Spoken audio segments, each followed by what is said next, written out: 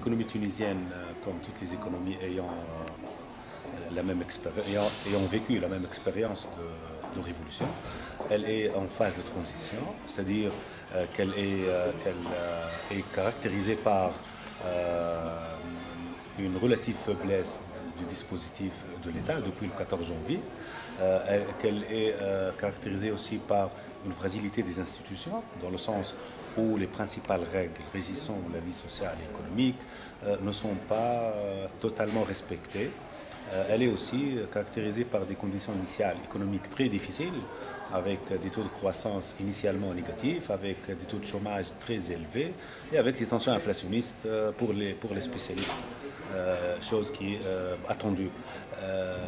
Et la quatrième caractéristique de la phase de transition par quoi passe la Tunisie, c'est qu'il y a tout un package de réformes assez importantes, réformes de type politique, c'est-à-dire que la population, le peuple a revendiqué un changement de régime politique et la redistribution des cartes des parties prenantes, des réformes de type économique qui sont généralement les plus douloureuses parce qu'elles mettent à l'épreuve le décideur quant à un trade-off, quant à un arbitrage entre le court terme à connotation sociale, revendicative, et le moyen et le long terme à connotation de croissance et de revenir à un train de croissance à même à créer de l'emploi surtout qualifié, et des réformes de type institutionnel, c'est-à-dire mettre en œuvre de nouvelles règles de jeu permettant le processus de la démocratisation des institutions sociales. Donc toutes ces caractéristiques-là sont le cadre, je crois, propice pour évaluer l'état de l'économie tunisienne. L'économie tunisienne initialement était dans la zone, disons, rouge, c'est-à-dire que les conditions étaient très difficiles. Donc maintenant, avec des politiques économiques relativement adéquate, on dit que c'est adéquat si vous voulez qu'on revienne. Maintenant, on a pu sortir de la zone rouge vers une zone meilleure et on aurait pu mieux faire parce que la responsabilité elle est partagée aux différentes parties prenantes qui sont à mon sens l'élite, c'est-à-dire l'élite économique, les hommes d'affaires qui créent l'emploi, qui investissent, et aussi l'élite politique, c'est-à-dire les leaders de partis politiques ou d'opinion publique, qui devraient jouer aussi le rôle fédérateur, et l'élite intellectuelle, c'est-à-dire les journalistes, les moyens d'information et les universitaires. Donc si ces trois avaient joué leur rôle dans la transition comme c'est prévu par les spécialistes de l'économie institutionnelle, on aurait pu mieux faire que 3% pendant la deuxième année de la révolution, de croissance. Toujours est-il que c'est une performance globale, certes perfectible, si des grèves n'avaient pas eu lieu, si des sit-ins n'avaient pas perduré sur le temps, si les gens avaient contribué de manière plus engagée dans le travail, dans la création de la richesse. Donc parce que la Tunisie a eu un soutien international assez considérable. Et je dirais que c'est historique. À partir du sommet de Deauville, on a eu le programme d'appui à la transition, les fonds de transition. On a eu aussi des prêts avec des taux d'intérêt, des conditions très favorables. Le prêt FMI, le programme du PAR, c'est-à-dire le programme d'appui à la relance économique de la part de la Banque mondiale. On a eu aussi un soutien international. J'aurais souhaité, moi personnellement, que cette même intensité du soutien international soit la même sur le plan local. On aurait pu éviter beaucoup de coûts de transactions. Pourtant, il y a des institutions quand même qui ont été créées, nouvellement créées, dans le but de renforcer le dispositif de l'État dans un contexte d'équilibre institutionnel, c'est-à-dire équilibre d'autorité, équilibre de pouvoir, équilibre de loi. Donc ceci aurait peut-être donné des résultats meilleurs. Mais je conçois, ou je crois, que l'économie tunisienne a pu sortir de la récession. Elle n'est pas en crise maintenant, au sens économique. La crise, c'est une stagnation de la création de la richesse, et avec des tensions inflationnistes et avec des chômages. La crise, au sens méthodologique du terme, c'est l'incapacité du système à se reproduire à l'identique, au moins dans le court terme. donc ceci n'est pas très vérifié en Tunisie. Il y a des secteurs qui ont été paralysés, tels que les mines, le phosphate, quelques autres donc, secteurs. Et, le premier semestre, on a vu une récession même du secteur agricole avec moins 3% de taux de croissance au niveau du premier semestre. Mais il y a d'autres secteurs comme les industries manufacturières qui, pourtant, il y a une récession en Europe parce que ce sont des secteurs exposés à la concurrence internationale. Ils ont quand même pu résister pour se situer dans des taux de croissance positifs. Aussi, les industries non manufacturières, le secteur des services marchands aussi, il a enregistré des taux de croissance au niveau du premier semestre de 2013 de l'ordre de 4 et 4,3%.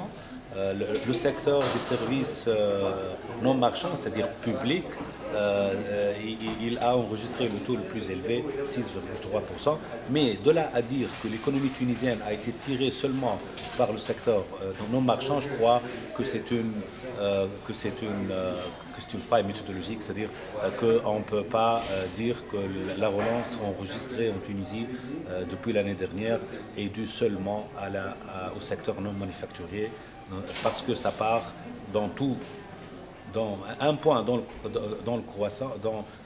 dans la croissance du secteur non manufacturier, plutôt non marchand, correspond à 0,4% dans le taux de croissance global.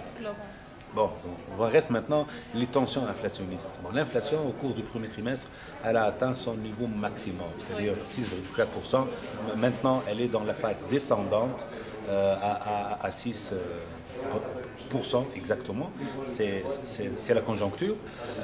Les différentes sources de l'inflation ne sont pas seulement monétaires ou importées, mais aussi l'activité du secteur informel et du commerce parallèle illicite qui, remarquons-le, quand il y a une redistribution des forces du contrôle dans les frontières, dans les zones frontalières, dans les zones donc de l'intérieur, l'indice de consommation, c'est-à-dire le taux d'inflation, il a une tendance à la baisse. Et quand il y a un manque de contrôle, le taux de croissance de l'indice général des prix augmente. Donc je crois que l'élargissement du secteur informel dans la solution n'est pas de court terme. Bon, désolé de le dire, mais ce n'est pas dans le court terme qu'on va éradiquer le secteur informel. Le secteur informel, il est dû à une dynamique des flux migratoires internes entre un secteur dit traditionnel et un secteur dit moderne. Cette structure dualiste, elle remonte au moins à un siècle. Et puis, elle n'a pas été éradiquée par des politiques de développement régional depuis l'indépendance. C'est-à-dire, sauf la fin des années 90, on a commencé par envoyer des programmes de développement local. Donc, il faudrait une stratégie de développement global.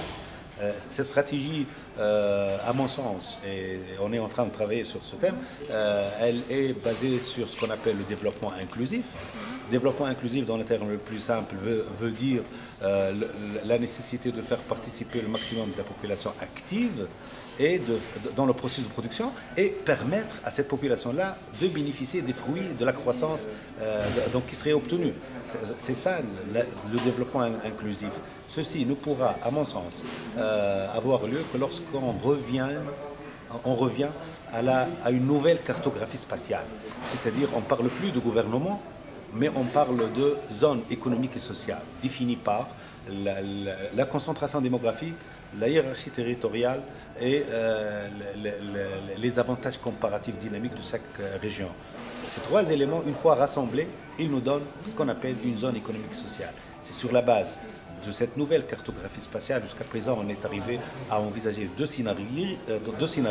Un scénario de 8 zones économiques sociales et un autre scénario de 6 zones économiques sociales. Une fois ceci fait et adopté par les Tunisiens, ceci donnerait lieu à un nouveau modèle de développement économique inclusif, permettant de faire les choix d'infrastructures publiques et le choix des différentes autoroutes et le maillage entre les régions donc qui sera fait avec une meilleure qualité de l'investissement public. Donc je crois que les Tunisiens maintenant sont devant un nouveau défi.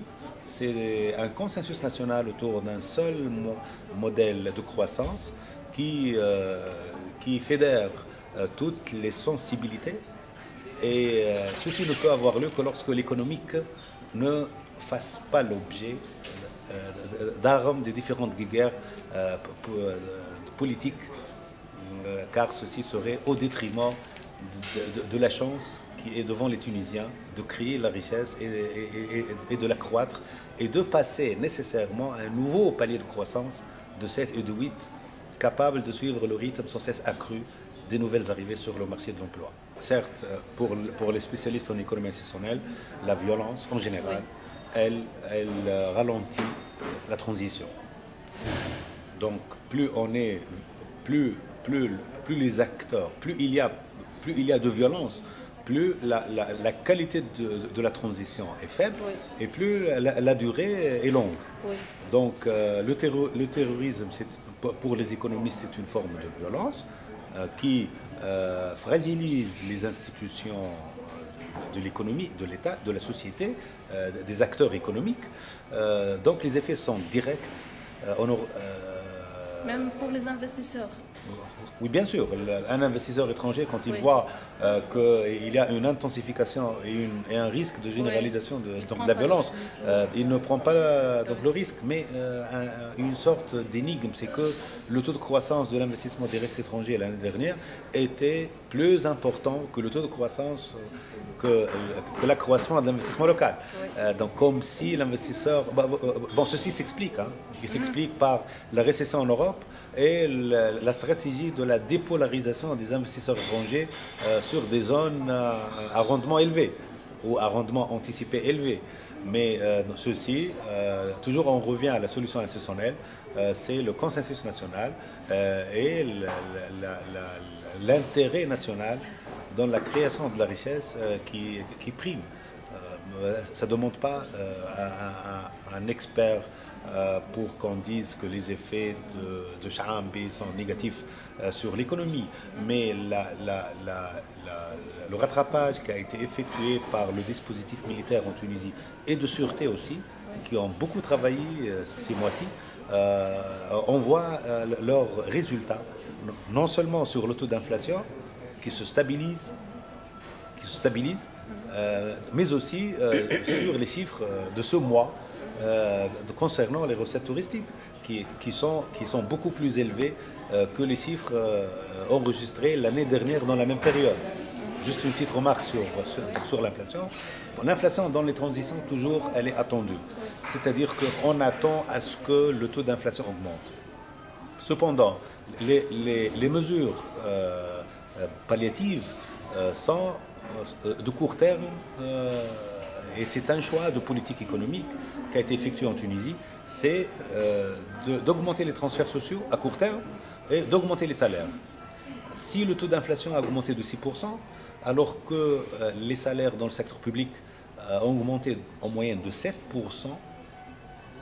et dans le secteur privé avec le contrat social qui a été co-signé entre le gouvernement, l'UTICA et la centrale syndicale, que dans le secteur privé, le salaire augmente de 6%. Donc, grosso modo, les insiders, c'est-à-dire ceux qui ont un statut, ont vu leur salaire, leur revenu augmenter entre 6 et 7%, alors que le taux d'inflation, il est autour de 6%. C'est-à-dire qu'ils ont quand même pu garder leur pouvoir d'achat. Ce pouvoir d'achat est gardé pas de la même manière selon... globalement, le pouvoir d'achat a été sauvegardé pour les insiders, pour ceux qui ont un statut, mais c'est pas de la même manière. Mais l'inflation a touché négativement le pouvoir d'achat des outsiders, c'est-à-dire ceux qui sont marginalisés, ceux qui sont en situation précaire, ceux qui sont pauvres. Donc ceci ne pourrait pas être soutenu par autant de transferts sociaux, parce que l'équipe dirigeante actuelle a trouvé que l'espace fiscal, c'est-à-dire les possibilités de gérer le budget de l'État, l'espace fiscal, ils ont trouvé un peu réduit, donc les choix n'étaient pas permis pour que tous les transferts sociaux nécessaires soient, tous les transferts sociaux nécessaires soient transmis pour sauvegarder le pouvoir d'achat des outsiders. Donc toujours est-il que c'est un problème d'espace fiscal. C'est-à-dire qu'il faut que les gens paient la taxe, il faut que les entreprises paient l'impôt, oui. Il faut que tout le monde exerce sa citoyenneté dans le paiement de la taxe. Et quand on se promène à travers les pays européens ou développés, celui qui ne paie pas la taxe, il n'aura pas, par exemple, droit au vote, oui, comme en Italie ou dans les économies démocratiquement plus développées.